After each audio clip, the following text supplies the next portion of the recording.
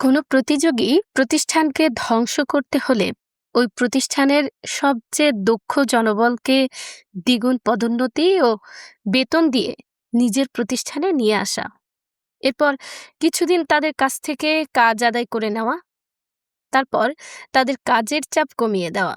একসময় তারা অলস হয়ে উঠবে, তখন তাদের বেতন অর্ধেক করে দেওয়া, শেষ পর্যন্ত বিদায় করে দেওয়া। ফলে ওই লোকবল পুরনো প্রতিষ্ঠানে আর নিম্ন পদে ফিরতে চাইবে না। এতে প্রতিযোগী প্রতিষ্ঠান তো ধ্বংস হবেই, সঙ্গে দক্ষ জনবলও অদক্ষ জনবোঝাই পর্যবেসিত হবে।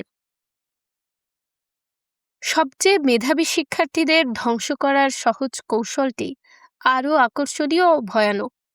একজন উচ্চশিক্ষিত ব্যক্তি বিসিএস ক্যাডার হওয়ার পর যে পরিমাণ বেতন পান, সেই পরিমাণ বেতন একজন মেধাবী অনার্স পড়ুয়া ছাত্রকে ধরিয়ে দিয়ে তাকে পার্ট টাইম কাজ দেওয়া।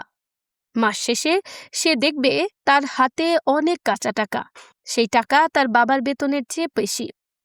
পূর্ণকালীন চাকরিজীবী যে কোনো ব্যক্তির মাসিক বেতনের চেয়ে বেশি। তখন সে টাকা উপার্জনে মনোযোগী হবে, পড়াশোনা তার শিখেই উঠবে। যখন তার পড়াশোনা 16 আনা শিখেই উঠবে, তখনই প্রথমে তার কাজের দোষ ধরতে হবে, এরপর ধীরে ধীরে বেতন কমিয়ে দিতে হবে। এরপর তাকে যে প্রজেক্টে নেওয়া হয়েছিল সেই প্রজেক্ট বন্ধ করে দিতে হবে।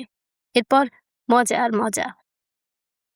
সবচেয়ে মেধাবী শিক্ষার্থীদের ধ্বংস করার দ্বিতীয় ও প্রচলিত নিয়মটি হলো তাদের হাত থেকে কলম খাতা সরানোর পর হাতে অস্ত্র ও মুখে রাজনীতির স্লোগান তুলে দিতে হবে। ব্যাস, কেল্লা ফতে।